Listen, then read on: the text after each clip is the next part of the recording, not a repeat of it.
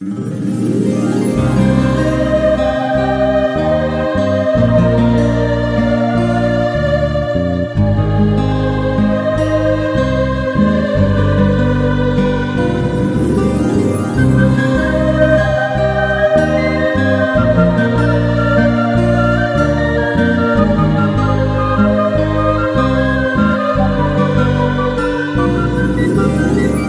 Radio Kolkata. পেতে রেখো দুই কান, তোমার মন তুমি দিও, জুড়াতে মন প্রাণ এসে গেল পেখম রেডিও। কবিতা কথায় গানে সংলাপী মায়া টানে সকলের আদরণীয় পেখম রেডিও। পেখম রেডিও, পেখম রেডিও। নমস্কার, পেখম রেডিও কলকাতা স্বাগত জানাচ্ছে আপনাকে। পেখম রেডিও মানেই কবিতা, আবৃত্তি, গান, বাজনা, নাটক, গল্প পাঠ, বিষয়ভিত্তিক আলোচনা, বেড়ানোর হদিশ, ছোটদের অনুষ্ঠান, এই সব নিয়ে সম্পূর্ণ পারিবারিক মনোরঞ্জন। পেখম রেডিও।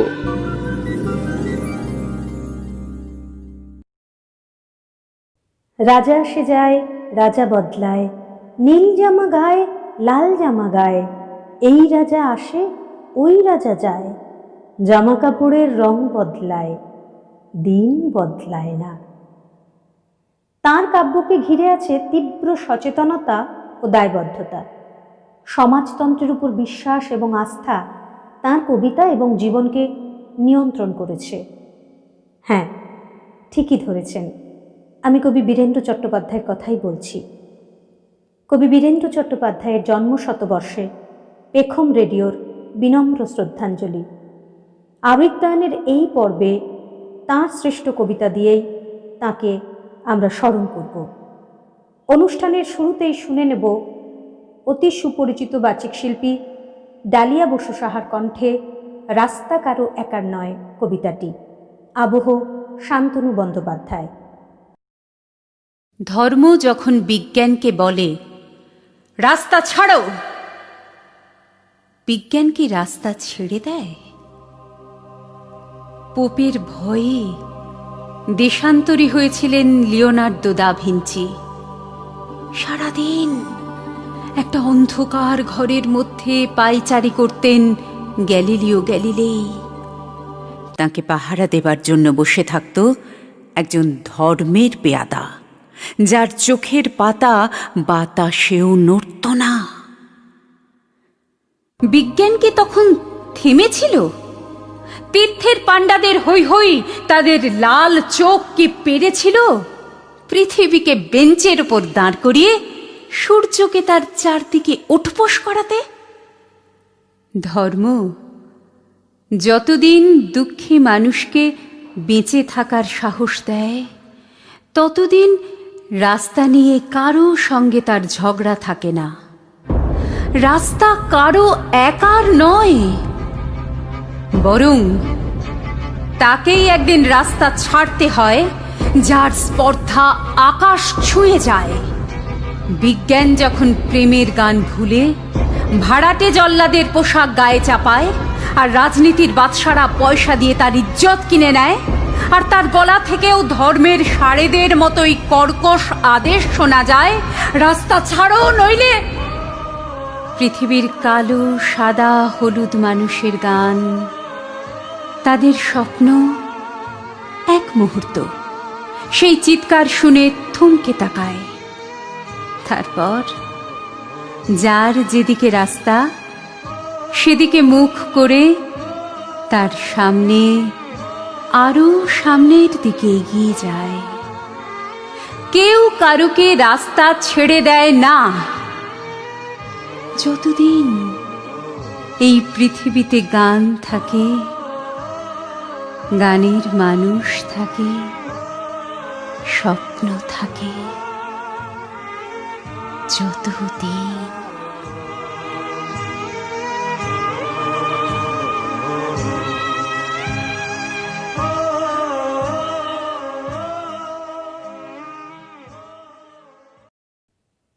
মাটির দিকে তাকাও, সে প্রতীক্ষা করছে। তুমি মানুষের হাত ধরো, সে কিছু বলতে চায়। আসলে প্রেম, প্রকৃতি, চারপাশের মানুষ, সামাজিক আন্দোলন, এগুলো কবির কবিতার মূল উপকরণ হয়ে দাঁড়িয়েছে। এখন আমরা সুপরিচিত বাচিক শিল্পী পরিমল চক্রবর্তীর কণ্ঠে শুনব শামসুলের জন্য কবিতাটি।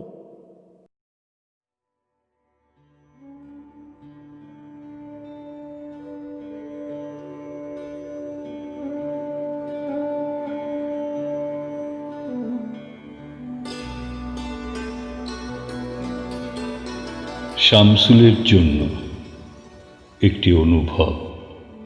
কবি বীরেন্দ্র চট্টোপাধ্যায়।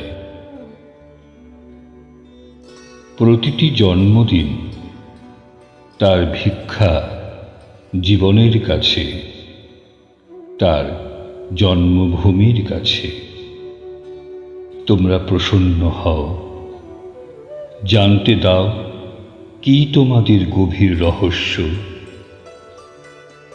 প্রতিটি জন্মদিন সে জানে জীবন নয়, মৃত্যু তার খুব কাছে আসে।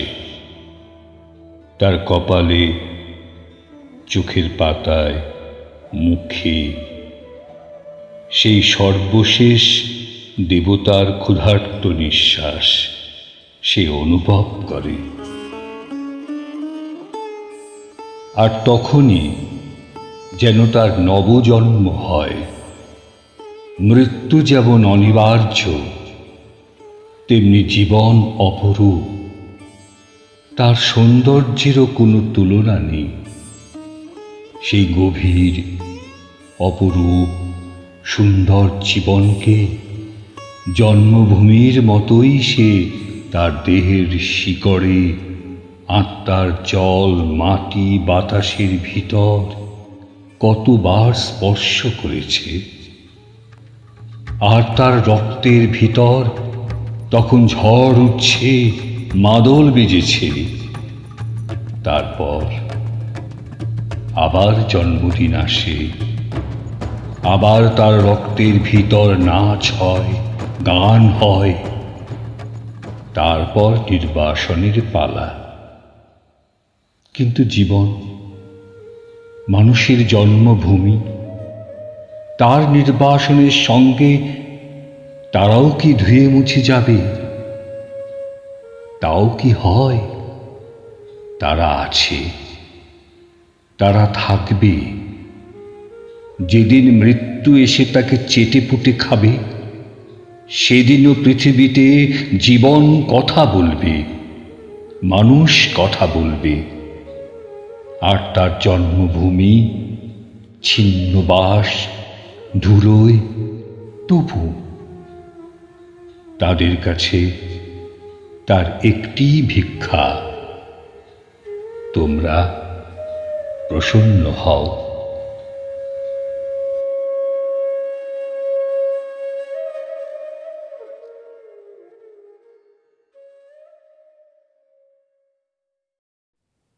প্রতিদিন তোমার জন্মদিন মৃত্যুকে পার হয়ে যাওয়ার জন্য, তোমার বিষণ্ণতাকে পার হয়ে যাওয়ার জন্য এক নতুন জন্মের প্রতীক্ষা, যা তোমার স্বপ্নের, তোমার মন্ত্রের পরিপূর্ণতা।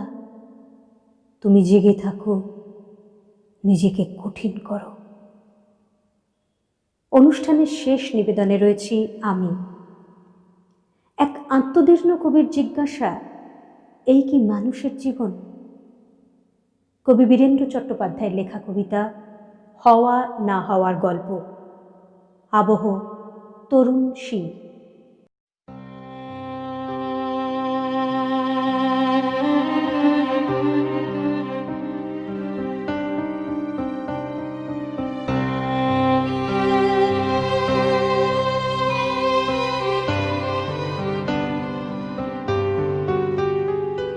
সে চেয়েছিল একটি সত্যিকারের প্রেমের কবিতা লিখতে।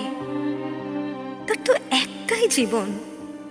মানুষের জীবনে প্রেমের যে নির্মল পিপাসার জল আর কি থাকতে পারে?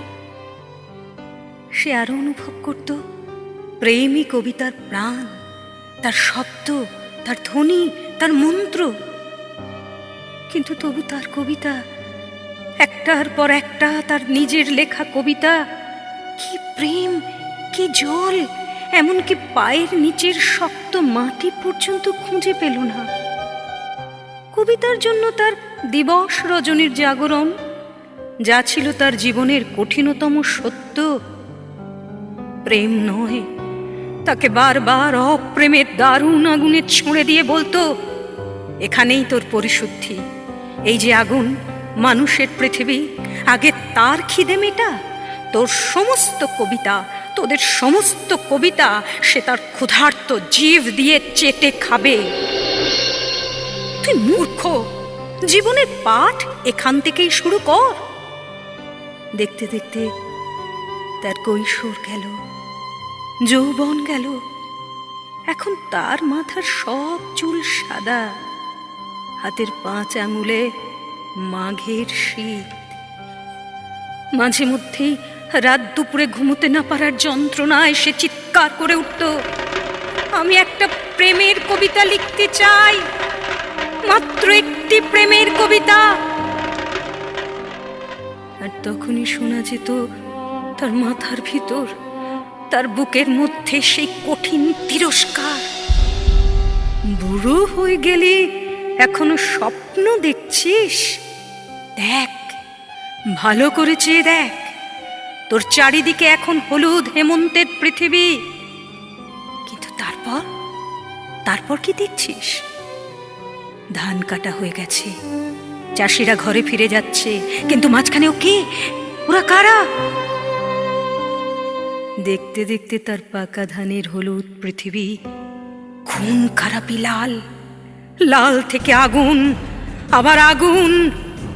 আগুন, তুমি আমাকে সারা জীবন ধরে পুড়িয়েছ, কিন্তু আমি তো শুদ্ধ হলাম না, শুধু পুড়ে গেলাম। আমি সারা জীবন শুধু হাজার হাজার মানুষের দীর্ঘশ্বাস, তাদের সর্বনাশ আমার জটায় বেঁধে সরস্বতী নদীর জলে ঝাঁপ দিতে গেলাম। কোথাও তাকে খুঁজে পেলাম না। তুমি আমাকে কি জীবন শেখাও আগুন? এই কি মানুষের জীবন?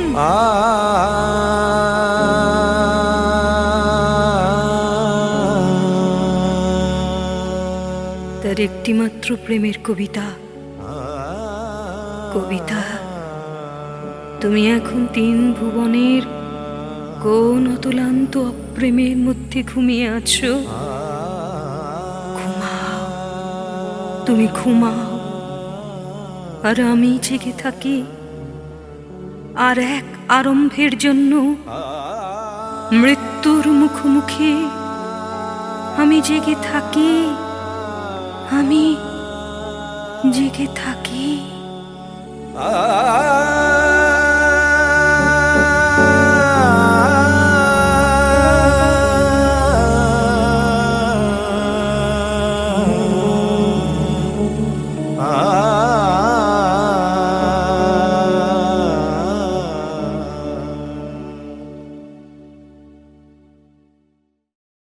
সঙ্গে থাকুন, শুনতে থাকুন পেখম রেডিও।